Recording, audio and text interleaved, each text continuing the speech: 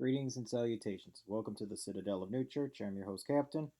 Here to go over, well, this is kind of our parting gift for our dear leader, Mr. Green, Andre, the greatest guy that I've ever met in this clan because unfortunately he did announce his retirement after this season. Wish we could have went out on top, but hey, it is what it is. They got a perfect war. But anyways, it's besides the point. Just wanted to do a nice little farewell tribute for him because we do horribly love him. We're all gay altar boys for each other. I would suck his dick if he would let me. Unfortunately, that's probably an Italian sausage. That's too big for my mouth.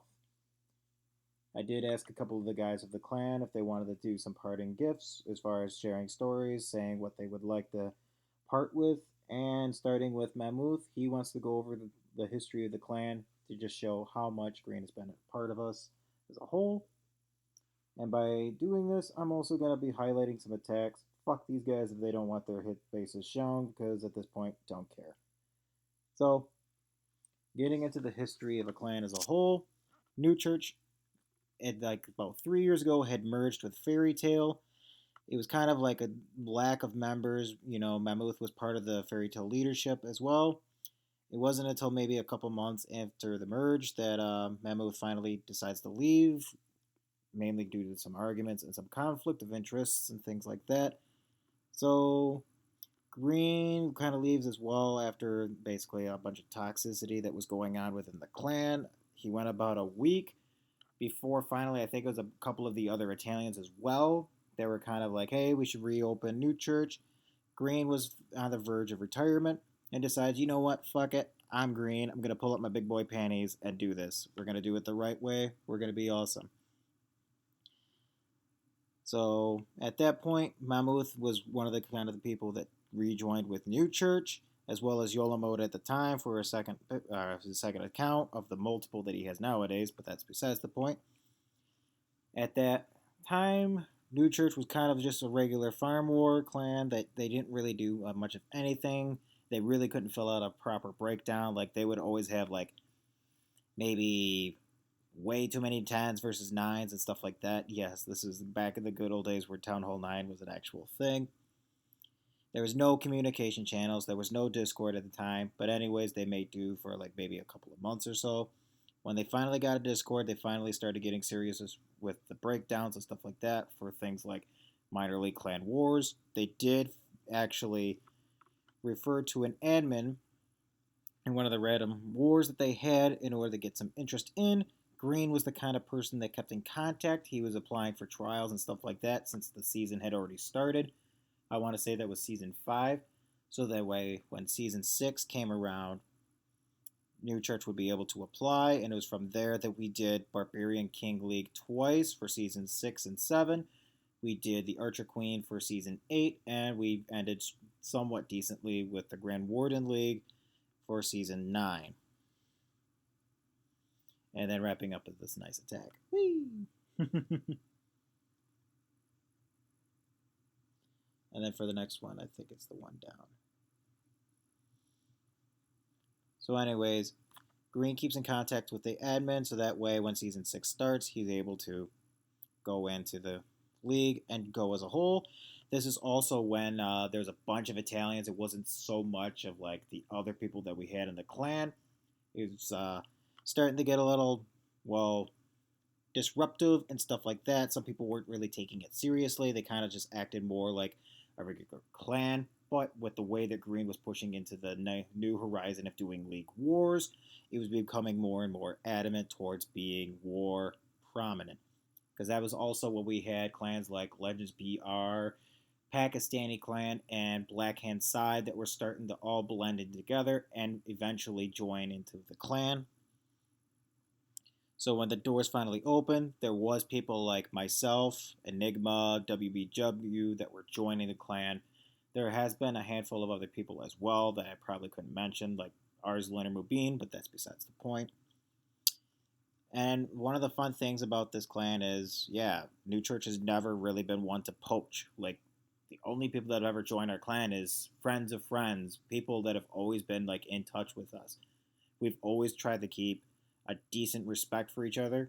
Yeah, we could throw some shade from time to time. Who doesn't? Let's be real. But needless to say, Green was always welcome to people that were wanting to join and apply, even if they were the kind of people like, I can't remember the dude's name, 3 star, whatever. He came from Bye Forever and then nonchalantly leaves the clan to go to the enemy clan we were about to have a league war with. Nobody understood that one, and I don't think anybody ever will. It was one of those ones is like, you just can't be fucking serious. But that's beside the point. Needless to say, we've always been open for interpretations for like other people to join and to become part of the family. So yeah, everybody was given a fair tryout. There was more care for the character of the person rather than just their skill. Granted, yes, we do like 3 stars, but if you're just going to be the kind of person that thinks that you're just going to come in, do your hits, go away, fuck off. We don't really care about that. Yeah, we like the YOLO, but that's kind of why some of us are in YOLO mode. Haha. But anyways, New Church was has also always been a clan that's mainly been about, I want to say, 10 to 15 people. Like, let's be real. I could show you real quick. Through this roster, I can count how many is just purely green as well as Mammoth. So between the two of them, this 30-man roster, I won't say the who's who, but there is 1, 2, 3, 4, 5, 6, 7, 8, 9, 10, 11, 12, 13, 14, 15, 16. 16 people out of a 30-man roster. I will admit they did some ass kicking. Well done to these guys.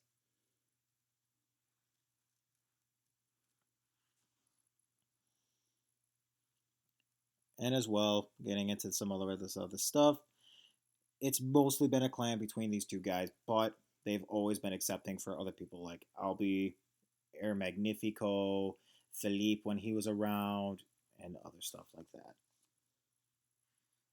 And yeah, I've already shown this attack, so we can kind of just like speed through it before I start showing the other fun stats. He's just gonna jump this queen. Whee! Hound CC doesn't give a flying fuck because he's green, and he's just gonna basically drop the poison, so the hounded puppies are going to go into that poison and die like the little bitches that they are. Drop the jump, so that way the queen just goes directly into this air defense. The queen is going to be able to aggro inside. Bloop. I do believe he drops one more rage to help ensure that the dumb bitch is going to actually do her job. There he goes. He's going to start his Lalo from 8 o'clock going clockwise. Freezing on top of that Inferno, so that way these loons collapsing are going to be able to take out that Inferno tower. Slammer up at the top is going to be acting as its own makeshift hound, as well as these loons coming into this air defense with one more haste in the bag. Slammer is going to be able to step up in front. He's going to be tanking a majority of these shots coming his way. Queen is going to be stuck in the core, but at this point he has enough minions and pups to kind of finish off the rest of the space, as well as that one remaining Tesla.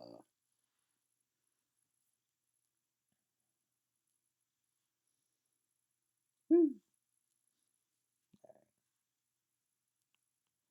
And then jumping over into here, whee!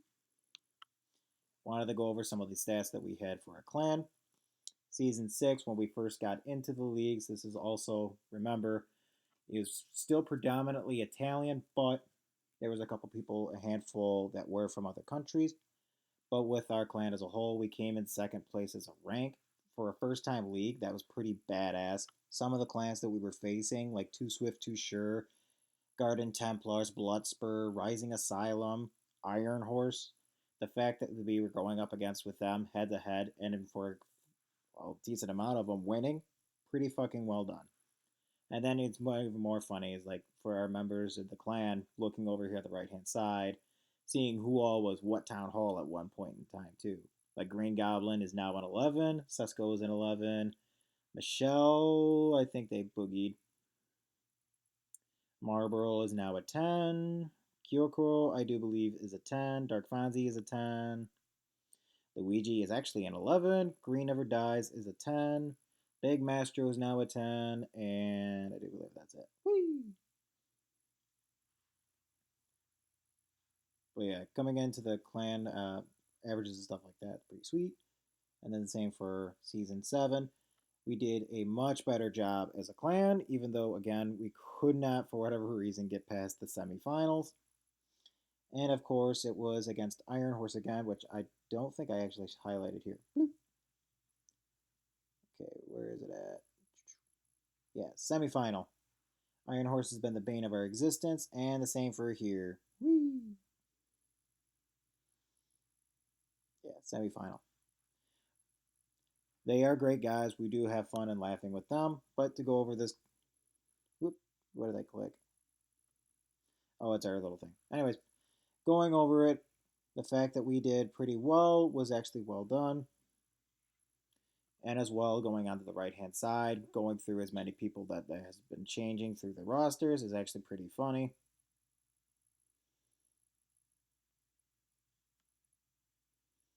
Did have a bunch of people, and again, there's actually a handful of them that were, well, receives. Whee! Same for season 8. This was probably, obviously, our worst season to date, even though it wasn't necessarily too bad. It was mostly, well, I had one fuck up for the roster, which, yeah, Green never forgave me for. Sorry, buddy. But needless to say, I thought we did pretty well. Click on us. Whee! Like, Indian Warriors was one of the ones where we were always kind of butthurt about it, that their 12v12 game before that war was very shitty, and then out of nowhere, I can actually click that for you. Yeah, they went 3 for 4 just overnight. You can see why we may have been butthurt. But the fact that there was fresh triples on the board, like you can see, Vad Hawk had 2 with their number 1 and number 2. They had fresh triples on R1 and 3. I'm not going to be too offended about it. But yeah, again, we lost in the semifinals to Black Legends. They were base hunting, and yeah, some of those bases were burnt. And then for the final season, we did finish out somewhat on top, 9-0, and it is what it is. Quarterfinals, they got the perfect war against us. Just needed 11% more to tie it.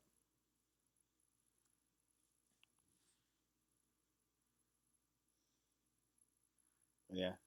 Other than that, a couple other people that wanted to pay some respects for Dero Green. One of them was Elby. He wanted me to say something in Italian. I can't speak that language, so I'm just going to say the translation. Green, you're an asshole. Hopefully you understand. And as well as my little respect for Green was back when Town Hall 9 was a thing. He accepted me into the clan when my own home clan from a prior random war, I never forgot those guys either, joined them up to make space for them, and then Green welcomed me in, even though I didn't speak a lick of Italian, even to this day, and I run their social media. Figure that out. Anyways, the fact that he let me in, and then every week for season 7 of the Minor League Clan Wars, when Town Hall 9 was still a thing, whenever he posted the roster, he almost immediately had to go into the regular chat and remind me that, yes, Captain, you are going to be in the lineup. It's the little things like that. Like, I'm truly going to miss you, dude. And again, I hope your retirement's going to be long lasting and not like the kind that Arslan does for maybe 10 minutes and then has to suck a dick and come back. And with that, hopefully you enjoyed this little video. And until then, take care, buddy.